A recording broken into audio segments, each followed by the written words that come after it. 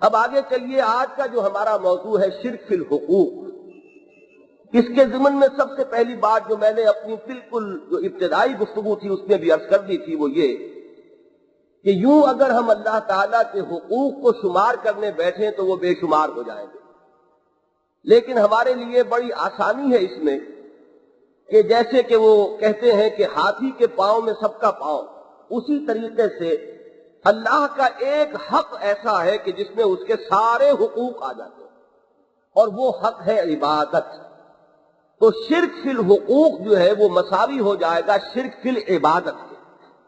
اس ضمن میں نے آج ویسے تو قرآن مجید میں یہ مضمون بے شمار مرتبہ آیا ہے، تمام رسولوں کی دعوت جو ہے وہ اسی حوالے سے ہے کہ اللہ کی بندگی کرو، اللہ کے سوا کسی اور کی عبادت نہ کرو۔ میں نے ابھی 2 آیات جو ہیں آغاز میں آج تلاوت کی تھی، ایک سورہ ہود کی ابتدائی آیات کہ جن میں بتایا کہ قرآن مجید کا مقصد نزول کیا ہے، محمد الرسول اللہ صلی اللہ علیہ وسلم کی بعثت کی غرض و غایت کیا ہے۔ الف لام را کتاب احکمت آیاتہ، یہ وہ کتاب ہے کہ جس کی آیات محکم کی گئیں، پختہ کی گئیں۔ ثم فصلت من لدن حکیم خبیر، پھر وہ اس ہستی کی طرف سے بیان کی گئیں، ان کی تفصیل کی گئی کہ جو حکیم بھی ہے اور خبیر بھی ہے، کمال حکمت والا اور تمام چیزوں سے باخبر۔ اور یہ کس لیے نازل ہوئی؟ اللہ تعبدوا الا اللہ، اس کا مقصد نزول یہ ہے کہ نہ عبادت کرو کسی کی سوائے اللہ کے، نہ بندگی کرو کسی کی سوائے اللہ کے۔ اننی لکم منہ نذیر و بشیر، اور میں یعنی اب یہ ہے گفتگو گویا کہ محمد الرسول اللہ صلی اللہ علیہ وسلم فرما رہے ہیں کہ میں تمہارے لیے اللہ کی طرف سے بشیر اور نذیر بن کر آیا ہوں۔ جو اس معیار پر پورے اتر جائیں کہ اللہ کے سوا کسی کی عبادت نہ کریں، توحید فی العبادت کے معیار پر پورے اتر جائیں، ان کے لیے میں بشیر ہوں، بشارت دینے والا، کہ ان کے لیے روح و ریحان و جنت نعیم، یہ سب ہے کہ جو اللہ نے فراہم کیا ہے۔ اور جو اس پر پورے نہ اترے ان کے لیے میں نذیر ہوں، خبردار کرنے والا ہوں کہ ان کے لیے ان کے رب کے پاس بڑا دردناک عذاب۔ تو یہ گویا کہ قرآن مجید کا مقصد نزول۔ پھر میں نے آیت پڑھی آخری جو سورہ کہف جس پر ختم ہوتی ہے، جس میں حضور سے یہ کہلوایا گیا قل انما انا بشر مثلکم، اے نبی ان سے کہہ دیجئے کہ میں ایک بشر ہوں تم جیسا، یوحا الیہ، مجھ پر وحی کی جاتی ہے، انما الہکم الہ واحد، کہ تمہارا معبود تمہارا الہ بس ایک ہی الہ ہے۔ فمن کان یرجو لقاء ربہ، تو جو کوئی بھی امیدوار ہو اپنے رب سے ملاقات کا، فلیعمل عملا صالحا،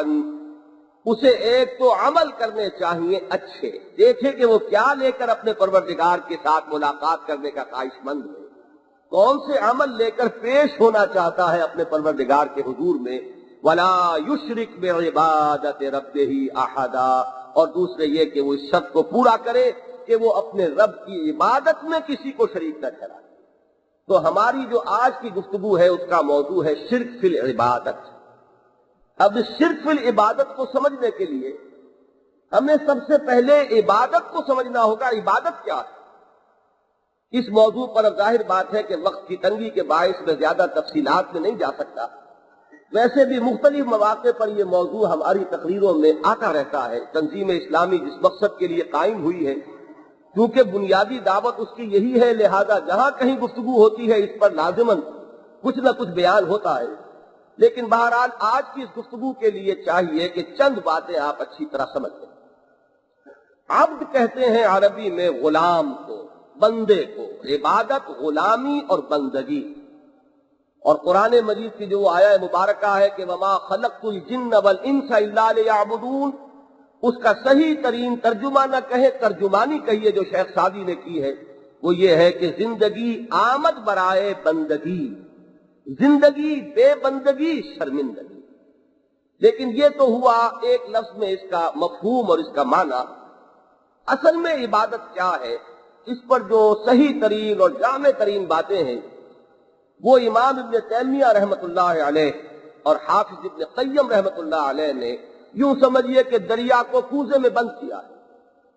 ان دونوں حضرات کی رائے یہ ہے کہ العبادت تجمع اصلین،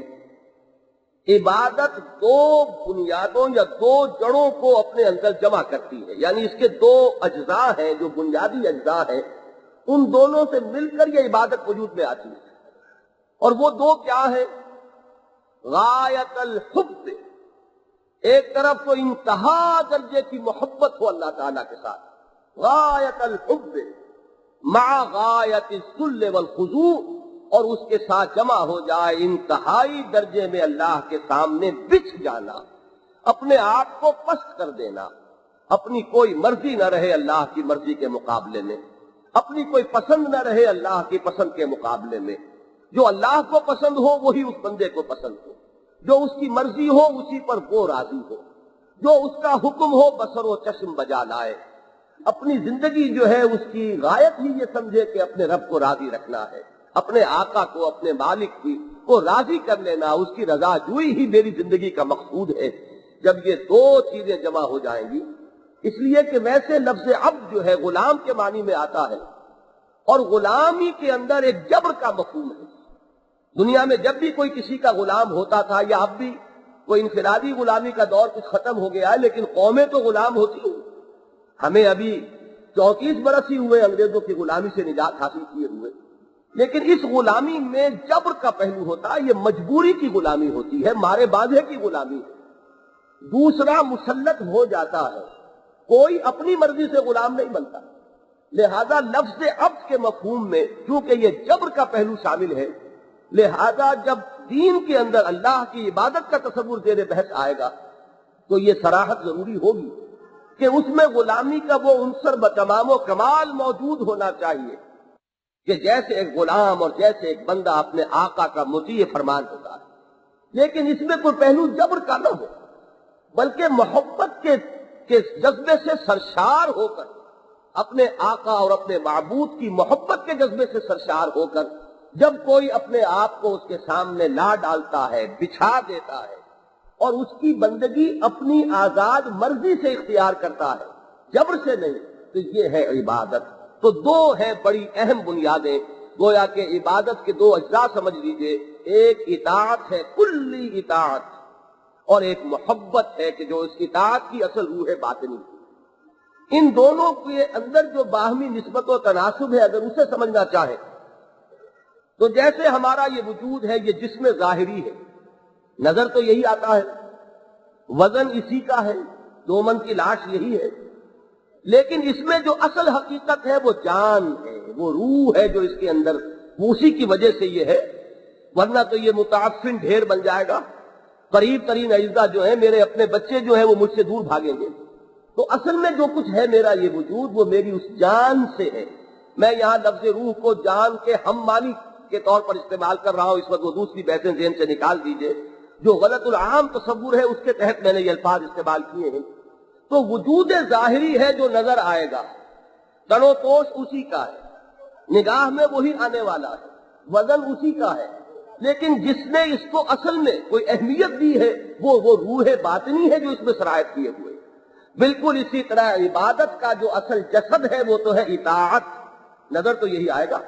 کہ اس نے اللہ کا حکم مانا، اس نے اللہ کے حکم کے مطابق نماز پڑھی، اس نے اللہ کے حکم کے مطابق روزہ رکھا، اس نے اللہ کے حکم کے مطابق فلاں چیز کو حلال جانا، فلاں چیز کو حرام جانا، تو نظر تو یہی آئے گا۔ لیکن یہ کہ اس کی روح باطنی جو ہے وہ محبت خداوندی ہے، اگر وہ نہیں ہے تو یہ عبادت ایک بے جان جسد ہے جس کے اندر کوئی جان نہیں، جس میں کوئی روح نہیں ہے۔ وہی بات ہے جو علامہ اقبال نے اس دور میں خوب واضح کی ہے کہ شوق اگر تیرا نہ ہو میری نماز کا امام، میرا سجود بھی حجاب، میرا قیام بھی حجاب، اور عقل و دل و نگاہ کا مرشد اولی ہے عشق۔ عشق نہ ہو تو شرع و دین متقدع تصورات، پھر یہ اعمال جو ہیں یہ صرف رسم بن کر رہ جاتے ہیں، رسم پرستی ہوتی ہے کہ اگر وہ محبت خداوندی کی روح جاری و ساری نہ ہو۔ تو عبادت کے دو یہ اجزاء بہت اہم ہیں،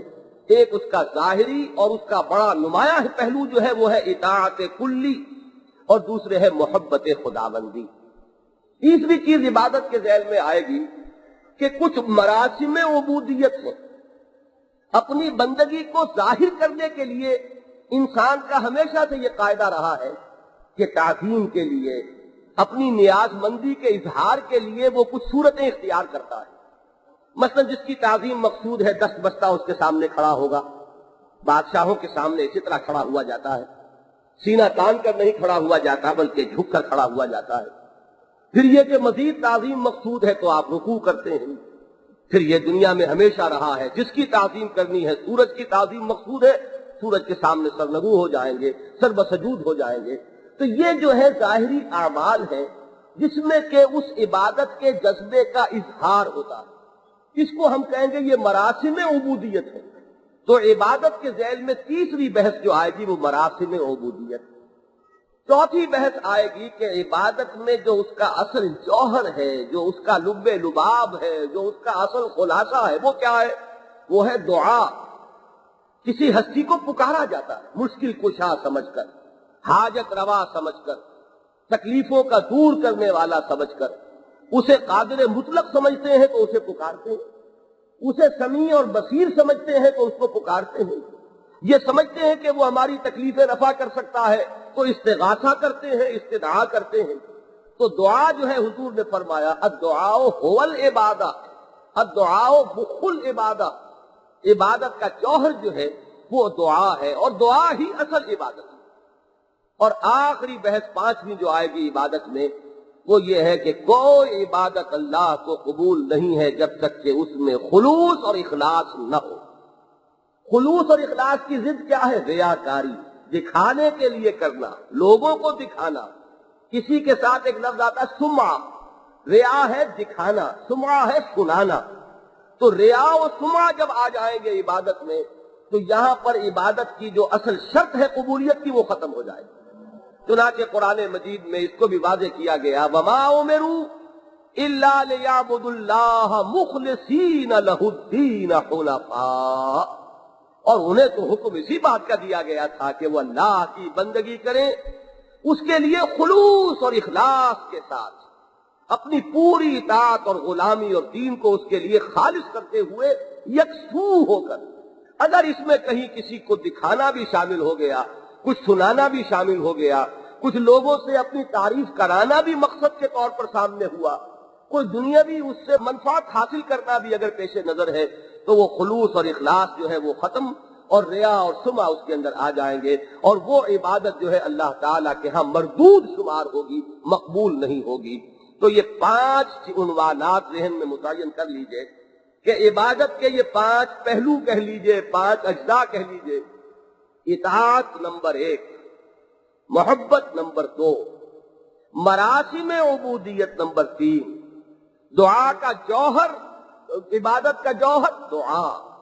اور آخری یہ کہ عبادت کی قبولیت کی شرط اخلاص، جس کی ضد ہے ریا اور سمعہ۔ اب ان پانچ عنوانات کے تحت ہم یہ سمجھیں گے کہ شرک فی العبادت کیا ہے۔ اور میں آج یہ چاہوں گا چونکہ مضمون طویل ہے اور ہمیں 2 گھنٹے میں اس کو سمیٹنا ہے کہ آپ ذرا میرا ساتھ دیجئے اور پورے طور پر توجہ کو مرتکز رکھیے اور بالکل الجبرا کے فارمولوں کی طریقے سے بات سمجھتے جائیے۔ اس میں کچھ اشکالات آپ کے ذہنوں میں لامحالہ آئیں گے کیونکہ یہ مضامین عام طور پر سامنے نہیں آتے۔ ہم نے چند چیزوں کو سمجھا ہوا، بس شرک یہی ہے۔ یہ شرک کی گمبھیری جو ہے، اس کی ہماگیری اور اس کی وسعت جو ہے وہ اکثر و بیشتر ہمارے سامنے نہیں ہے، لہذا جب یہ باتیں سامنے آتی ہیں تو بہرحال انسان چونکتا ہے۔ اور ایک سوال جو قدم قدم پر سامنے آئے گا وہ یہ ہے کہ اس کے معنی تو یہ ہوئے کہ ہر گناہ شرک ہے۔ اس سوال کا جواب میں آخر میں دوں گا انشاءاللہ پوری وضاحت کے ساتھ، لیکن ابھی ذرا اس اشکال یا اس سوال یا اس اشتباہ کو ایک طرف رکھتے ہوئے پہلے جو باتیں میں کہہ رہا ہوں اس کو اس کے دلائل پر، اس کے فیس ویلیو پر ذرا اس کو سمجھیے کہ وہ صحیح ہے یا نہیں، دل کو لگتی ہے کہ نہیں لگتی، اور میں انشاءاللہ تعالیٰ اس کو بالکل الجبرا کے فارمولوں کی طریقے سے آپ کے سامنے رکھوں۔ سب سے پہلی